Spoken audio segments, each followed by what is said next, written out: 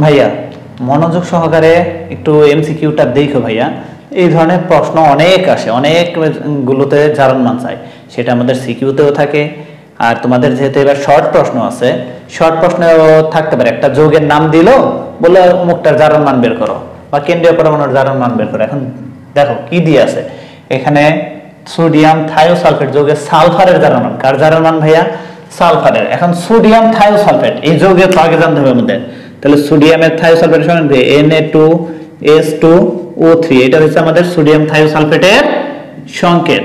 যে যৌগগুলো যৌগের নাম আগে জানতে হবে। আর এটা আমরা কি জানি, মোট জারণ মান। যৌগের মোট জারণ মান কত? যৌগের মোট জারণ মান সমান কত ভাইয়া? 0। এখন দেখো আমার সালফারেরটা বের করতে বলছে। কারটা বের করতে বলছে ভাইয়া? সালফারেরটা। সালফারটা আমি ধরে নিলাম x, সোডিয়ামেরটা আমি মুখস্থ জানি +1, অক্সিজেনটা -2। সোডিয়াম যেহেতু 1 নাম্বার গ্রুপ, আর 1 নাম্বার গ্রুপের সকলটার জারণ মান কত? +1। অক্সিজেনের অলওয়েজ -2, কিছু কিছু ব্যতিক্রম ছাড়া। ব্যতিক্রমগুলোর টেবিল তোমাদের বইয়ে দিয়ে আছে, মুখস্থ করে নিবা ব্যতিক্রমগুলো। এখন দেখো টোটাল যৌগ, তাহলে এখানে সোডিয়াম আছে কয়টা ভাইয়া? সোডিয়ামের জারণ মান +1, তার সাথে গুণ কত? 2টা, প্লাস মোট মানে যোগ, তাহলে সালফার, সালফারের কত ভাইয়া? x, সালফার আছে 2টা, তাহলে 2x, প্লাস অক্সিজেনের কত? -2 ইনটু অক্সিজেন আছে কয়টা? 3টা, পুরোটার মান 0। বা এখানে কত দেখো তো, 2 অক্ষে 2 মানে +2 প্লাস 2x প্লাস কত ভাইয়া? প্লাসে মাইনাসে মাইনাস, প্লাসে মাইনাসে কি 3 দুগুণে 6 = 0। বা এখানে যোগ বিয়োগ করো তো ভাইয়া কত? +2x - 4 = 0। বা তাহলে +2x = কত? 4 +4, বা x = কত আসতেছে ভাইয়া?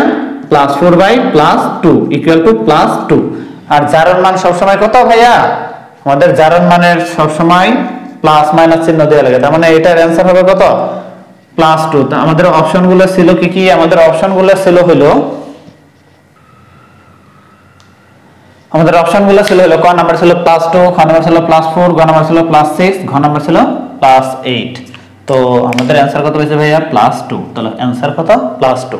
তো সবাই এখন জারণ মান বের করতে, সবাই এখন আশা করি জারণ মান কি করতে পারবা ভাইয়া? বের করতে পারবা। যেটা বের করতে বলবো সেটা কি করবা? সেটা হচ্ছে ধরবা x, আর বাকি সব মুখস্থ। 1 নাম্বার গ্রুপের সকল মৌলের জারণ মান কত? +1। 2 নাম্বার মৌলের সকল মৌলের জারণ মান কত? +2। 3 নাম্বার গ্রুপের সকল মৌলের জারণ মান +3। KMnO4 একটা যৌগ দিয়ে আছে। এই যৌগটিতে কি চাইছে? কার জারণ মান চাইছে ভাইয়া? ম্যাঙ্গানিজের জারণ মান চাইছে, Mn এর জারণ মান চাইছে। তো যারটা চাই তারটা আমরা কি ধরি ভাইয়া? x। আর মোট যৌগের জারণ মান কত? 0। মোট যৌগের জারণ মান কত ভাইয়া? 0। আর পটাশিয়ামের ক্ষেত্রে আমরা কত জানি ভাইয়া? পটাশিয়ামের ক্ষেত্রে আমরা জানি +1। পটাশিয়ামের জারণ মান কত জানি ভাইয়া? +1, কারণ হচ্ছে 1 নাম্বার গ্রুপের মৌল। আর 1 নাম্বার গ্রুপের মৌল মানে জারণ মান কত ভাইয়া? 1। তো এইখানে পটাশিয়ামের ক্ষেত্রে আমরা কত জানি? 1। তাহলে পটাশিয়ামের 1 প্লাস ম্যাঙ্গানিজেরটা আমি ধরলাম x, প্লাস অক্সিজেনেরটা কত জানি ভাইয়া? -2। এগুলো আমাদের মুখস্থ, যে পটাশিয়াম যেহেতু 1 নাম্বার গ্রুপের, তাহলে পটাশিয়ামের জারণ মান +1, অক্সিজেনের সব সময় হচ্ছে -2, আর ম্যাঙ্গানিজেরটা আমি ধরে নিলাম x।